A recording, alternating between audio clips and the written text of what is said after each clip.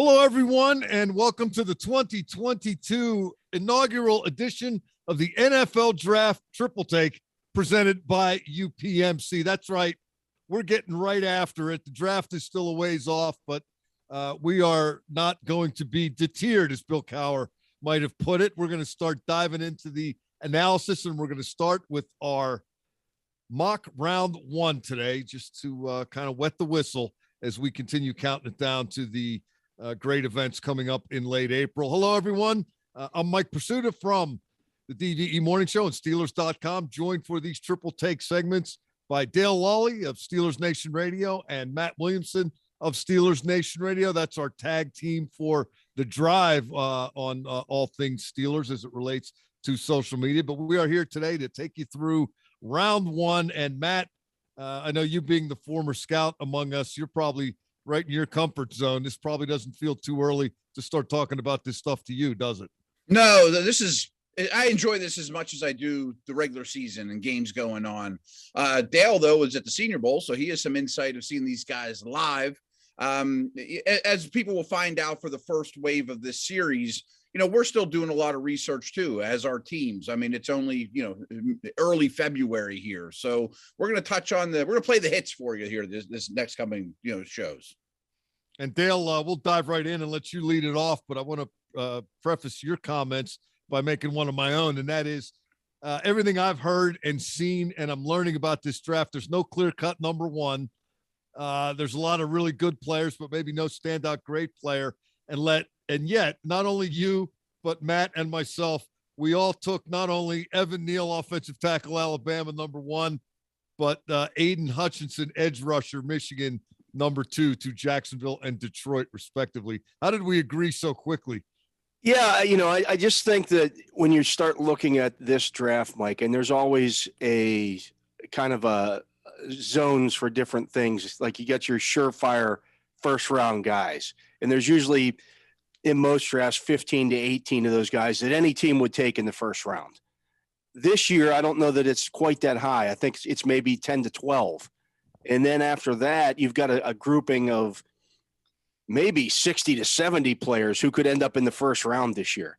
It's a much bigger second group than normal. So you're going to see a lot of different guys showing up outside of that top 10. But I think the top 10 are largely the guys who are going to be the guys, and edge rushers and guys who stop edge rushers are probably the safest picks no matter what. I mean, they are the easiest projectable, these top guys. And so I think Neal, who's a multi-year starter at Alabama at both right and left tackle, and then Hutchinson to Detroit, keeping him in the state of Michigan just seems to make a lot of sense. Yeah, I would agree. Matt agrees. Although I'm going to say this about Hutchinson. I saw him play live this year, and my guy scored 5 touchdowns. Just want to put 5 touchdowns. That's one more than the. You always get to stick the knife in the Michigan guys. Well, just pointing out a fact. This is one Michigan guy though that had production.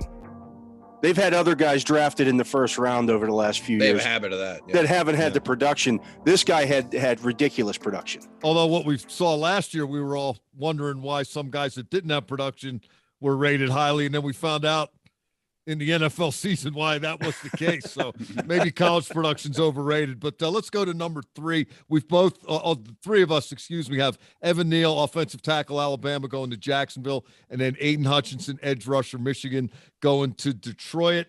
Matt, take us through Houston Texans, number 3. They could go anywhere. I mean, some of these teams at the top just have needs galore. And I have Kayvon Thibodeau going. He was a 5-star recruit, a lot of ability, but he's a somewhat up and down player, edge rusher. And my thought was too, Lovie Smith's the new head coach there. They want to be a rush 4, drop 7 type of team. So you need to generate some pass rush with your edge guys. Yeah, I've got him going there as well. Dale, you've got same church, different pew, Kyle Hamilton, safety, Notre Dame. Yeah, I think he's kind of a true center fielder type, but can play other spots as well. If he had an LB next to his name, I don't think anybody would be surprised by that either. He's just kind of a jack of all trades. We've seen a lot of these guys come into the NFL in recent years, and but I think he's a pretty safe selection as well. Matt's got Kyle Hamilton at number 4, as do I and Dale. You've got Thibodeau at number 4, so we're all still pretty much in lockstep through these first 4. Number 5, New York Football Giants. Dale, another edge rusher, surprisingly. Yeah, I got George Karlaftis out of Purdue. I don't know if he'll go this high. I think he's going to end up being the number 3 edge rusher off this draft board. I know there's some other guys that were at the Senior Bowl who got a little bit more push. He obviously was not there. I think he's going to tear up the combine, and he had the production. I just think he's going to be a really safe pick. And the Giants have one edge rusher they took last year. I think they could add a second one that will really help round out the defense a little bit. Matt, you and I are in lockstep again. And for those of you watching, listening, however you're finding this stuff, reading, we did not collaborate. It was these were all done independently, but Matt and I both have Ikem Ekwonu. We'll learn how to pronounce these names as the process continues as well. But offensive tackle, North Carolina State. Yeah, they took a tackle last year. Ekwonu's much more of a pile mover, nasty, physical guy. They hired an offensive coach. Their offensive line's been a disaster forever. It looks like they're sticking with Daniel Jones. So put some people around him that can block. I've got at number 6, Carolina. I've got Kenyon Green from Texas A&M. I don't know if they still call that offensive line the Maroon Goons, but I kind of fell in love with that nickname last year. And I kind of liked what I saw from what the Steelers got from A&M last year as well. So I've got the Panthers going offensive line. Dale, you've got Ekwonu, so same kind of thought process there. And Matt, you're going Charles Cross, offensive tackle, Mississippi State. Yeah, I think this 6th spot is where you can start thinking about quarterbacks. I think the Panthers, they're tied to Sam Darnold, which is a financial problem. But I think this is either quarterback or more likely one of the top offensive linemen. And I have him taking Cross, like a true left tackle type. And moving on to number 7, New York Football Giants. Dale, that's where you've got Cross checking in. I've got Karlaftis from Purdue in that spot. Matt, you're going with a center at 7th overall. A little early. I think he's a special prospect, though, kind of like Kyle Hamilton. That's all right. I've got him way late, so it balances out. Okay, that's cool. I mean, this is a weird draft. There just is not stud talent at the top. And I took the approach that the Jets did quite a few years ago, when they took the Brickishaw Ferguson and Nick Mangold and fixed their O-line for 10 years. I have the Giants doing the same thing. Moving on to 8th overall, the Atlanta Falcons. Dale, the Ohio State University had some receivers this year, and a couple of those guys are available. Yeah, I haven't taken Garrett Wilson. I think he's going to end up being the top wide receiver in this year's class. Got size, got speed. They took Pitts last year's. They're kind of, Matt said, with the Panthers being married to Sam Darnold. Well, the Falcons are kind of in the same boat with Matt Ryan. They can't move off of him yet. So you got to give him some weapons, and well, they like their offense down there. They get an offensive head coach. I think Wilson could very well be the pick. At number 8, Matt, you've got cornerback Ahmad Gardner going to Atlanta, and I've got cornerback Andrew Booth Jr. of Clemson going to Atlanta. I think they need everything right now, to be honest with you. Receiver help. Their pass rush is about the worst in the league. A second corner. So really, any door is possible for these guys to walk through. 8 picks in. None of us have selected a quarterback yet, or at least projected a quarterback yet, but that is about to change. I've got Matt Corral of Mississippi going to Denver with the 9th overall pick. And Matt, you've got the same. And Dale, you've got Kenny Pickett heading to the Broncos. You know, I thought I have Matt Corral as well. Yeah, I think you got those mixed up, Mike. I got Pickett. He's got Corral. Oh, I did. I'm sorry. I think this is like, do you like chocolate, strawberry, or vanilla? Bad read by me. I'll tell you one thing about Corral. I didn't go to the Senior Bowl, and I taped the Alabama-Mississippi game. Haven't had a chance to watch it yet. I didn't get to watch it live when they first played it, but I want to see what happened in that game. I know it did not go well for Ole Miss, but I want to see if that was Corral's fault or if he was doing what he could in spite of being I watched that game, Mike. He was kind of doing what he could, but as you mentioned, they were overmatched. I mean, it was 11 future NFL players against maybe 2 on with Ole Miss's offense. It was a little bit of David against Goliath. Yeah, which is going to happen sometime. Sure. Number 10, New York Jets again. This is amazing to me as I'm reading these lists that you guys sent me for the first time. Matt, Derek Stingley, cornerback LSU. Dale, Derek Stingley, cornerback LSU. Mike, Derek Stingley, cornerback There you go. LSU. I guess the Jets are going to take Derek Stingley, cornerback LSU. They should just use this draft. Don't even bother waiting 3 months for this. Just do this now. Just send them to New York. It would save some time. Number 11, I've got Pickett from Pitt going to Washington. I'll tell you, I like Pickett. I think he's going to be a good pro. I'm not head over heels, at least not yet. The difference is, Matt, you've got Malik Willis going. Liberty going there. Right. I mean, they could live with Heineke for a while as Willis learns. Again, all these quarterbacks, you can right now, I think you can kind of put them in a bag, shake them up, and whatever one comes out, great. Willis is my favorite. I thought Pickett would go first, though. But, I mean, a lot more work to do in these guys. Yeah, Willis became my favorite as well, just based on watching him at the Senior Bowl practices and running around in the game. I just some other guys have mentioned this, Daniel Jeremiah among them, but I see his upside all of a sudden as well beyond what anybody else has. Yeah, he's the modern quarterback. I know people were looking at the output in the Senior Bowl game, which too much is being put on that, where he was 2 for 4 for 11 yards, but he also had 54 yards rushing, and he only played 2 possessions. So he generated 65 yards of offense in 2 possessions, and that with these quarterbacks today, you can't just look at the passing yards. You have to look at, are they moving the chains? And he moves the chains, and he has different ways to do so. I have Pickett going to Washington, though. I think the interesting thing on him is going to be what that hand size comes in at. I know he's doing the exercises and all that other stuff, and he's got a double jointed thumb, as they talked about, and all that stuff. As do I. I can move my thumb all over the place. But does that come in handy in non-football?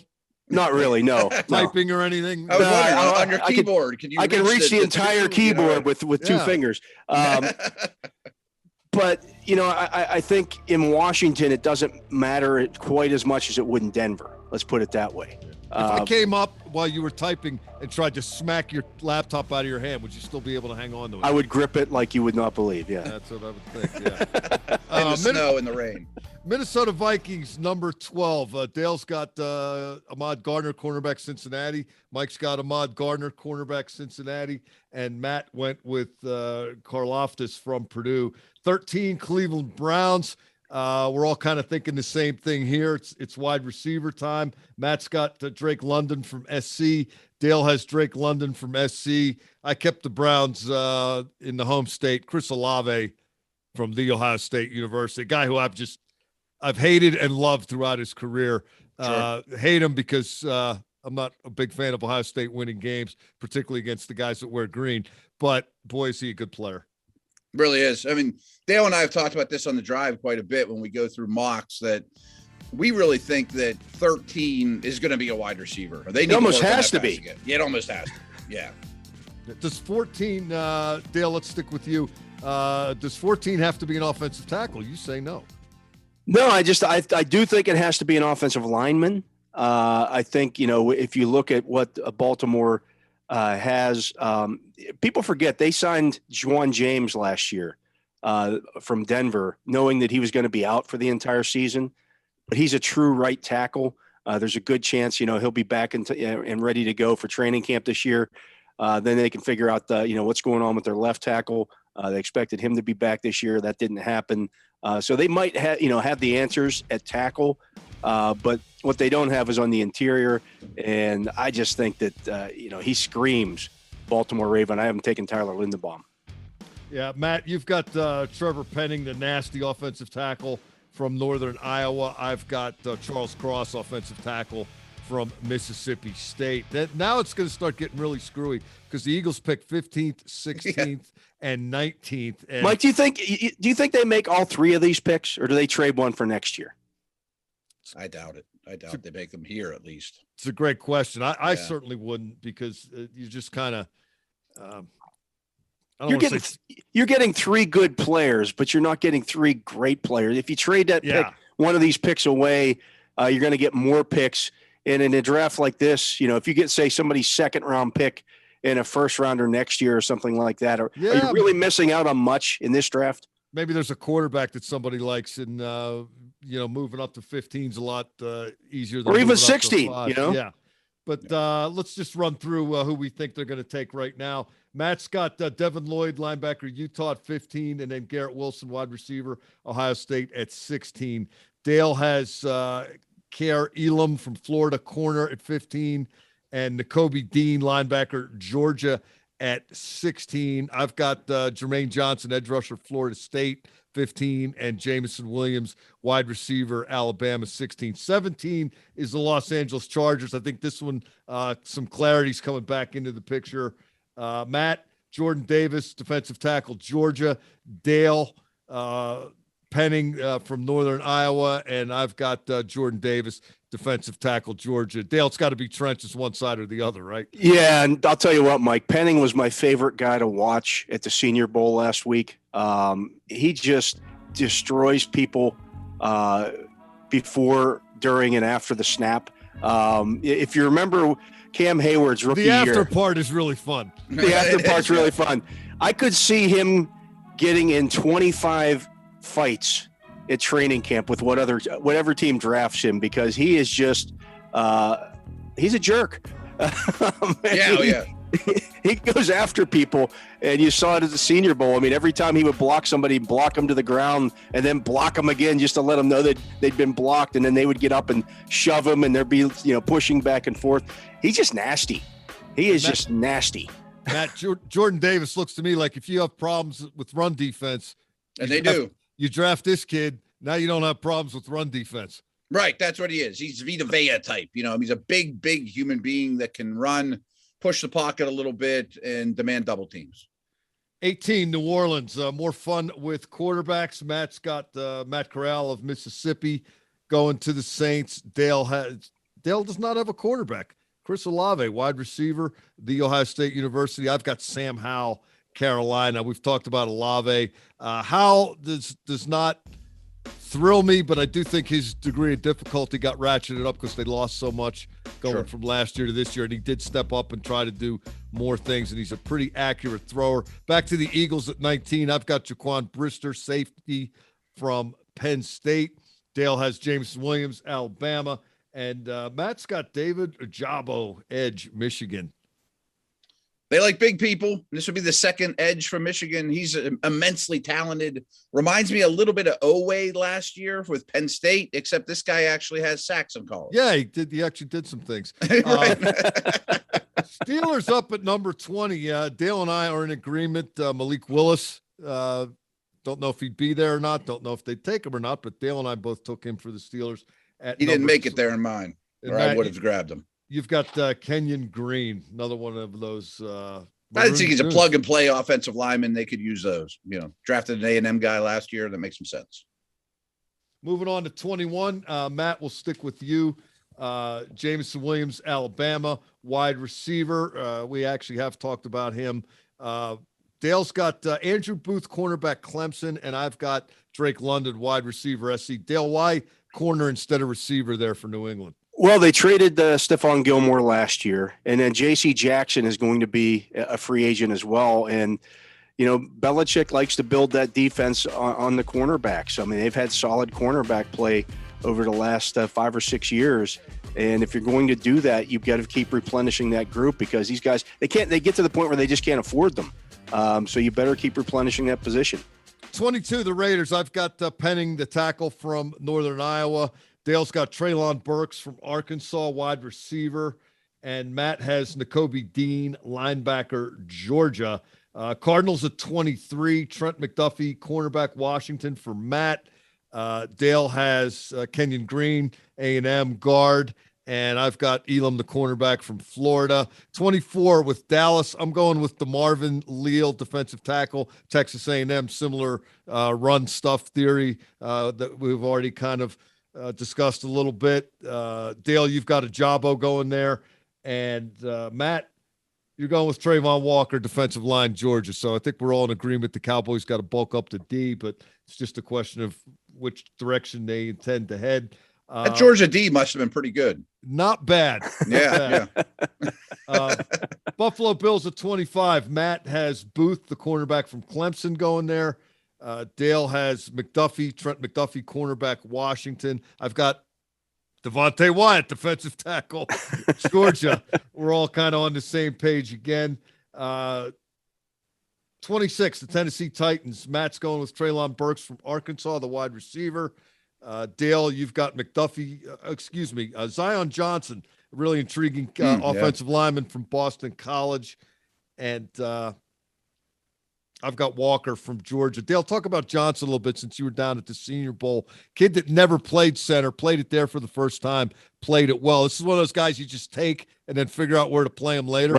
Right. Yeah. He played left tackle last year at Boston College, but, before that, he was a guard. As you mentioned, he had never been a center, never played a center before in his life, and went and did it at the Senior Bowl against really good guys. And he's tough. He's strong. He's smart. He's a computer science major, for God's sakes, and graduated. So there's a lot to like here with this guy. And you're getting a really polished player here. Again, another plug-and-play player. A lot of these guys are kind of, usually you get some guys in the first round when you start getting later in the first round that, well, maybe he might take a little bit of time. These guys are plug-and-play players. Yeah, I've got him going 27 to Tampa. Dale, you're going with Leal, the defensive tackle from Texas A&M. Matt, fascinating selection by you on the behalf of the Tampa Bay Buccaneers. Desmond Ridder, quarterback, Cincinnati. Yeah, I think it's going to be a whole new ball game for this team. They got a year older last year, ran it back, and now they're going to pay the fiddler. They're going to lose a lot in free agency. Why not kind of start over with a young, talented quarterback? I'm not a huge Kyle Trask fan who they drafted last year. Nor am I. Number 28, Matt, you've got Olave from Ohio State going to Green Bay. Dale, you went with Jahan Dotson, wide receiver, Penn State, going to Green Bay. I went with Garrett Wilson, wide receiver. I sense a trend. Going to Green Bay. I think, they finally heard Aaron Rodgers, I guess. Give me somebody I can throw to in case I come back. 29, Miami Dolphins. I've got Devin Lloyd, the linebacker from Utah. Dale, you've got one of the more intriguing guys in this draft, Berhard Raymond, offensive tackle, Central Michigan. And Matt, you're going with the Central Michigan offensive tackle as well. Which one of you guys wants to sing the praises of the Central Michigan offensive tackle? Take it away, Dale. Yeah, I saw him at the Senior Bowl last week, and he is a long, lanky offensive tackle. Hasn't played it very much. He's from Austria. Was a tight end when he went to Central Michigan. They have a little bit of they've had a track record of producing some guys at that position, and this guy might be the best. He really mirrors well. He's got great feet, and you hear people talk about that with offensive tackles. His ability to move and shadow, or as they say in the scouting business, mirror defensive linemen is really good. I think, he just needs to work on his technique a little bit and get a little bit stronger. But he could end up being a 10 to 15-year starter in the NFL. 30th overall, Kansas City. Matt has Jermaine Johnson, the edge from Florida State. Dale's got Jordan Davis, defensive tackle from Georgia. I went with Jahan Dotson here, wide receiver, Penn State. I know the Chiefs have other concerns, but he just looks like a Chiefs kind of receiver to me. Smaller, faster guy. He can water bug all over the field, run all over the place. When the plays break down, Patrick Mahomes gets out of the pocket. Him and Jahan Dotson, I think, are going to be a great pair. And I think that Kansas City staff is going to look at this guy and say, we got to take him. They're not going to be able to help themselves. He is their type of guy. Yeah. To your point, Mike, too, they have 24 free agents, guys scheduled to be unrestricted free agents, and 3 of those guys are wide receivers.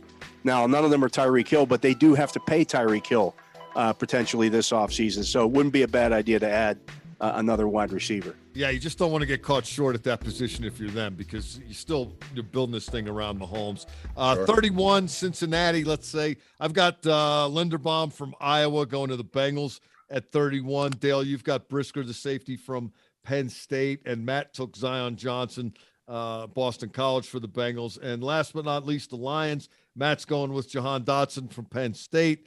Dale's going with Sam Howell And I've got Ajabo. I have him falling all the way to the Lions. And I think the Lions end up with both edge rushers from Michigan. I was going to say, yeah. At least at this early juncture, because they actually started getting some credit back from their fans who have not been happy in recent years. But they can't understand why.